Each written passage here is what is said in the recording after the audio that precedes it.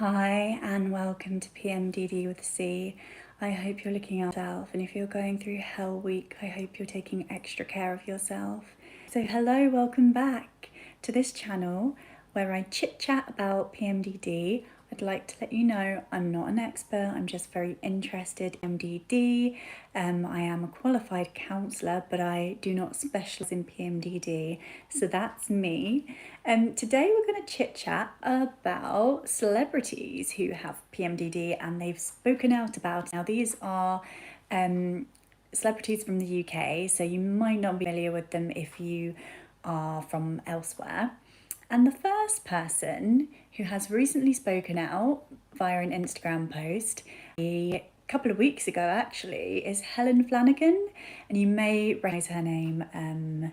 She starred in Coronation Street as Rosie Webster, I think. And if you're not familiar with Coronation Street, it's a British soap. It's been on for years. So Helen created a reel about the different phases and her personalities in those phases, or how she feels. So ovulation in the follicular phase, on her period in the luteal phase. And in the post, she's described her experience of PMDD. So I'm going to read that out and we can comment on it. So, reel inspired by Vicky Pattison. We message sometimes about PMDD and I always love her posts on it and the awareness. My PMDD has been a lot more manageable really, and I'll later in the caption say something that's helped me control it.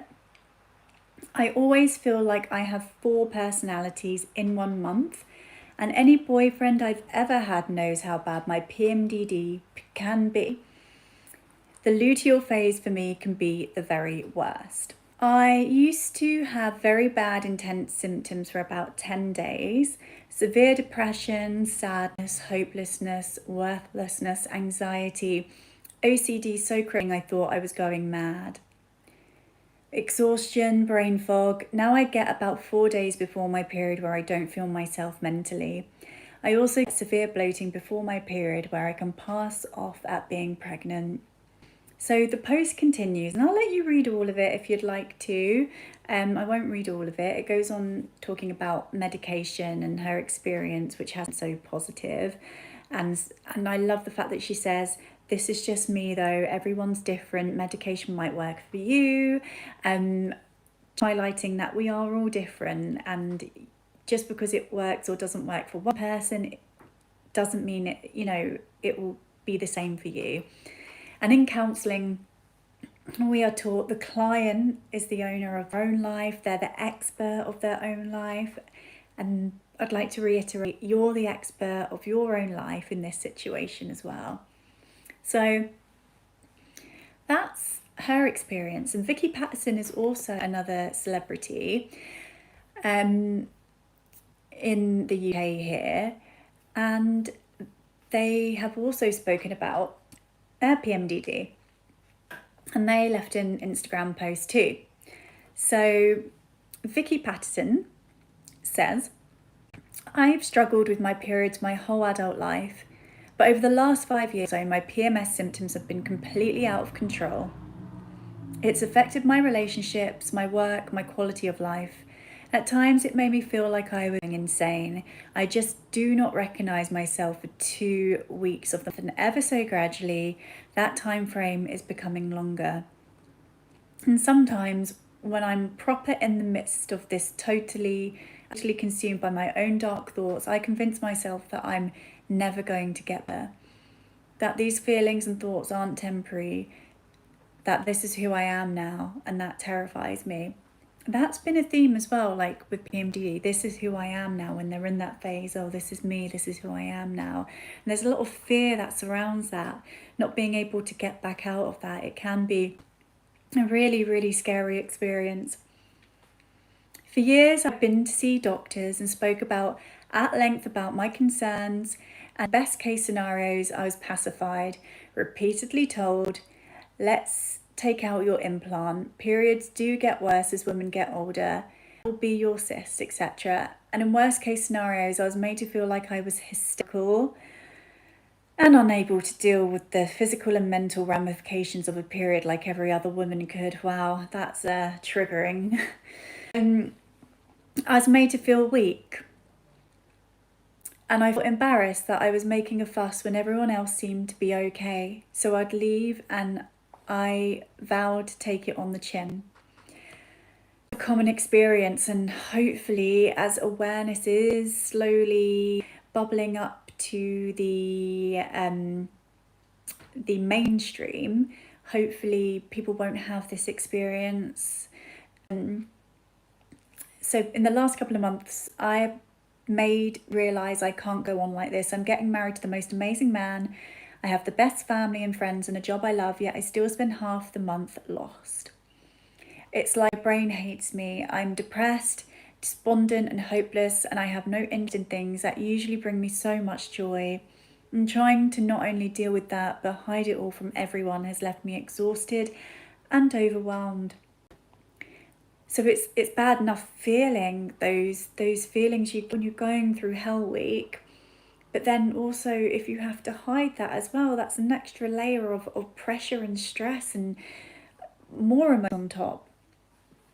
This week I decided enough was enough and private, and told myself I wouldn't be dismissed. When the doctor said to me, "It sounds like you have PMDD," I cried.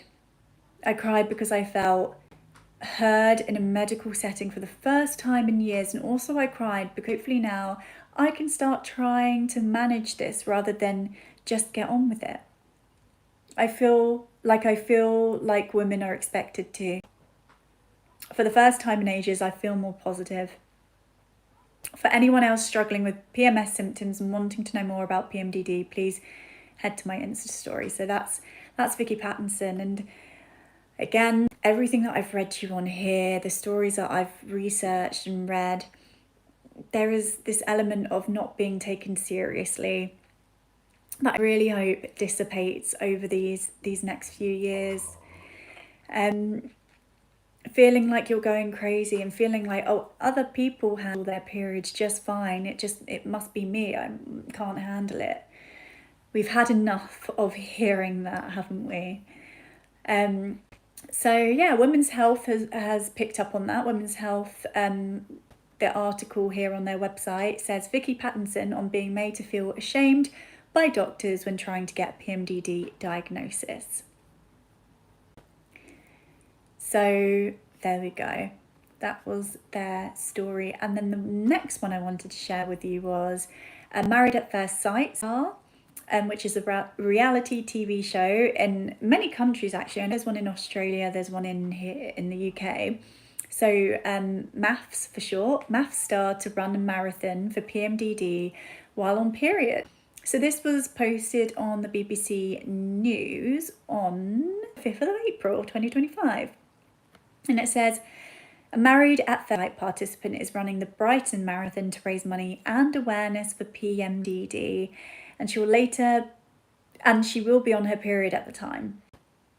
And then it just goes on to define PMDD, and it says Bexhill resident Christina Goodsell, 32, was diagnosed with PMDD when she was 31, and spoke about her condition on MAFS, during which time she was unmedicated and struggling with her symptoms.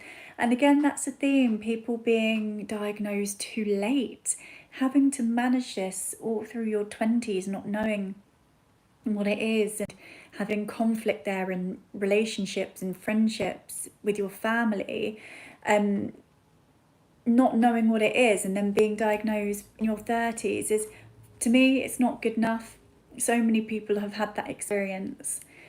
We need to catch it early because it is very dangerous. The fact that, yeah, there could be some ideation, and it can lead to people living themselves. And I know that you can't really say these words, other phrases or words for unaliving on YouTube because apparently the algorithm doesn't like that or something. So I'm going to keep it to unaliving, but you know what I mean there.